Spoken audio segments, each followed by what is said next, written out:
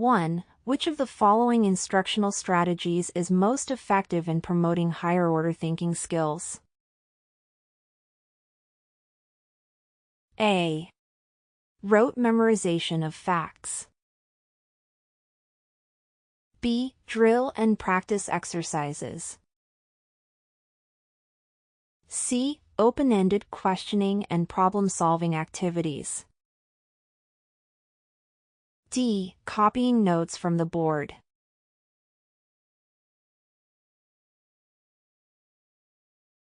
Two. A teacher who frequently uses formative assessments is primarily attempting to A. Determine final grades. B. Compare student performance to national norms. C. Guide instruction and provide feedback for improvement. D. Identify students for gifted programs.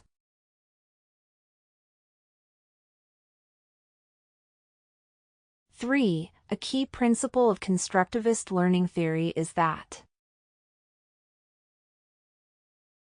A. Students learn best through direct instruction and repetition. B. Knowledge is constructed based on prior experiences and active engagement. C. Learning occurs in isolated subjects without interdisciplinary connections. D. The teacher is the sole source of knowledge in the classroom.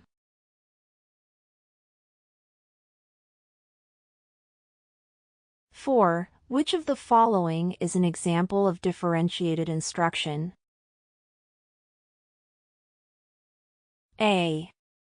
Providing all students with the same textbook and assignments.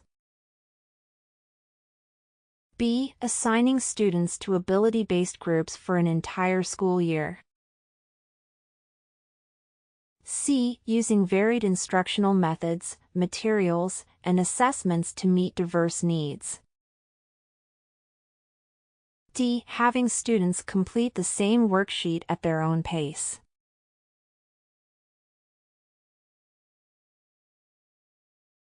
Five. A middle school teacher wants to create a more culturally responsive classroom. Which strategy would best support this goal? A. Focusing only on standardized curriculum content. B. Encouraging students to share and reflect on their own cultural backgrounds. C. Avoiding discussions on culture and diversity to maintain neutrality. D. Discouraging students from using their native languages in class.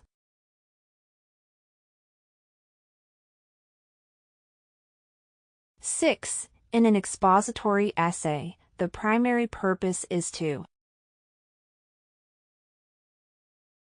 A. Persuade the reader. B. Entertain with a narrative. C. Explain or inform about a topic. D. Present a personal opinion.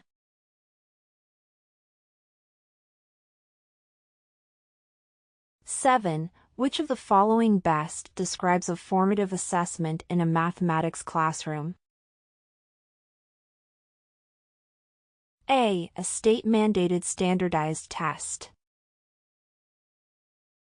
B. A pop quiz at the end of a unit. C. Teacher observation and questioning during problem-solving activities. D. A final project submitted at the end of the semester.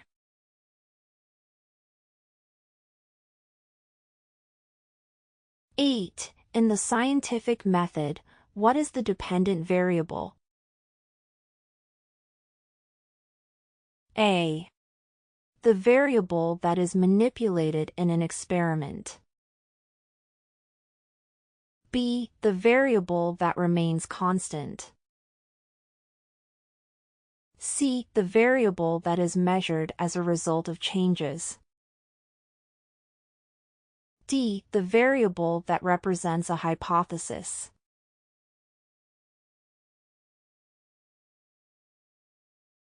Nine. The Bill of Rights was added to the U.S. Constitution primarily to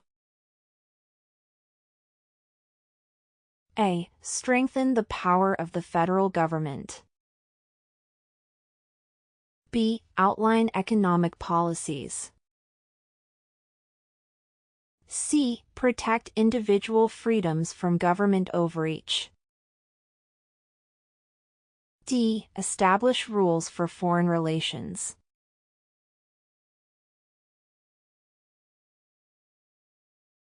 Ten. The mathematical concept of slope in algebra is best defined as A. The y-intercept of a line. B. The rate of change between 2 points on a line. C. The point where the line crosses the x-axis. D. The absolute value of a number.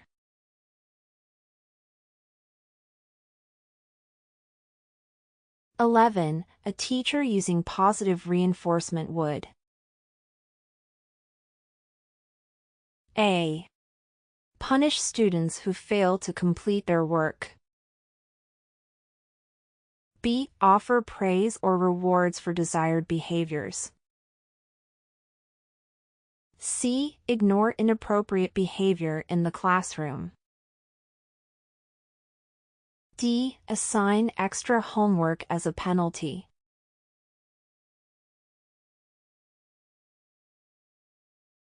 (12) According to Maslow's hierarchy of needs, which need must be met before students can focus on academic learning? A. Self-actualization. B. Physiological and safety needs. C. Esteem and self-worth. D. Cognitive development.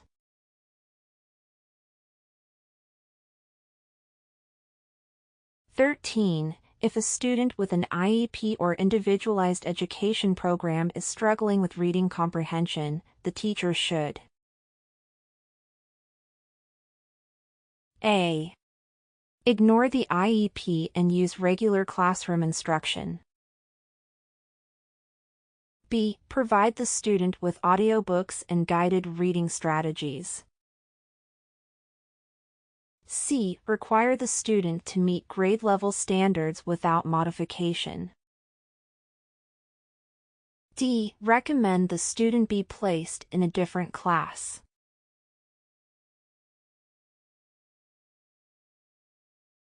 (14) Which of the following is a primary responsibility of a mandated reporter in Massachusetts? A. Investigating child abuse claims personally. B. Reporting suspected child abuse or neglect to authorities. C. Discussing suspicions with the child's parents first. D. Waiting for more evidence before taking any action.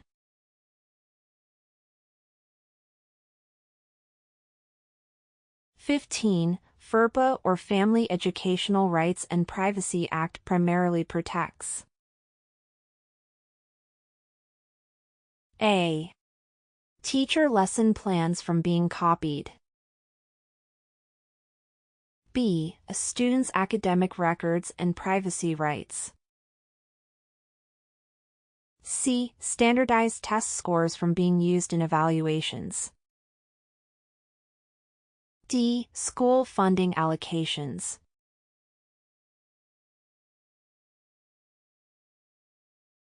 (16) An ELL student in the early stages of English language acquisition would benefit most from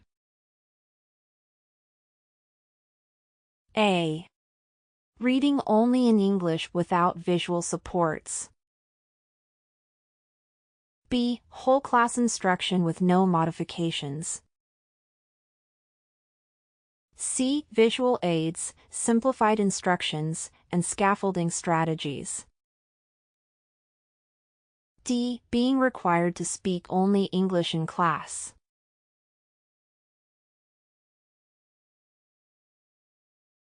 (17) Differentiated instruction for students with disabilities should focus on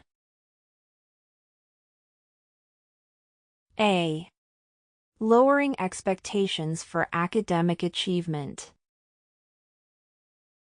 B. Providing multiple means of engagement, representation, and expression. C. Keeping all students on the same instructional level. D. Removing students from general education settings whenever possible.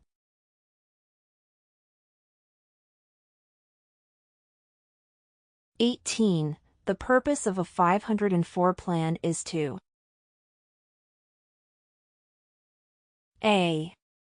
Provide accommodations for students with disabilities in school settings. B. Identify gifted students for advanced programs. C. Place students in self-contained special education classrooms. D. Assess students' academic skills through standardized testing.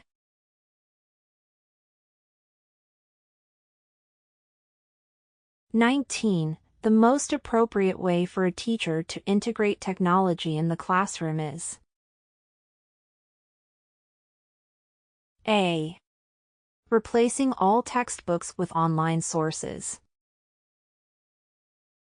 B. Using technology to enhance, rather than replace, instructional methods.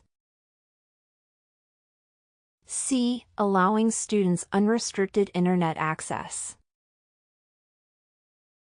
D. Avoiding technology to maintain traditional teaching.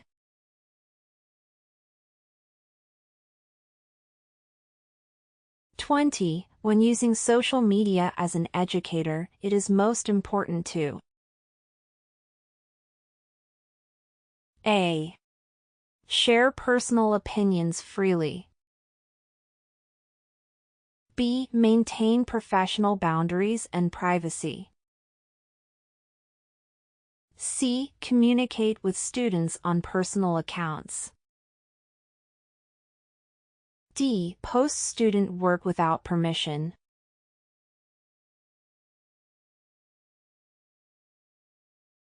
(21) A teacher is analyzing student performance data from a recent math assessment. What is the best use of this data? A. Assigning final grades based solely on test results. B. Identifying patterns of student strengths and areas needing improvement. C. Comparing student scores to those in other districts.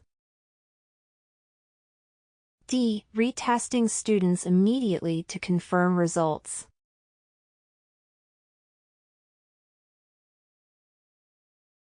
(22) When designing a performance-based assessment, the teacher should ensure that it A. Uses multiple-choice questions for efficiency. B. Focuses primarily on memorization of facts. C. Requires students to apply knowledge in real-world tasks. D. Has a strict time limit to assess speed.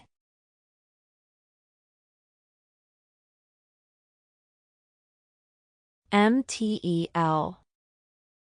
The Massachusetts Tests for Educator Licensure, or MTEL, is a series of standardized assessments designed to evaluate the knowledge and skills of individuals seeking to become licensed educators in Massachusetts. Administered by the Massachusetts Department of Elementary and Secondary Education, or DESE, the MTEL includes tests covering communication and literacy skills, subject-specific content knowledge, and pedagogical competencies. The exams assess candidates' abilities to meet state standards for effective teaching, ensuring they possess the foundational skills, subject expertise, and instructional strategies necessary for success in diverse classroom settings. The MTEL is required for prospective teachers, administrators, and other education professionals to obtain licensure in Massachusetts and supports the state's commitment to high-quality education. Here are 5 top beneficial uses of MTEL. 1. Ensuring teacher competency. The MTEL assesses candidates' knowledge in subject areas and teaching skills, ensuring that educators meet state standards before entering the classroom. 2. Maintaining high educational standards. By requiring prospective educators to pass rigorous exams, Massachusetts upholds a high level of educational quality and accountability in its schools. 3. Supporting effective instruction. The test evaluates pedagogical knowledge, including classroom management, differentiated instruction, and student assessment, ensuring teachers are prepared for diverse learning environments. 4. Enhancing student outcomes.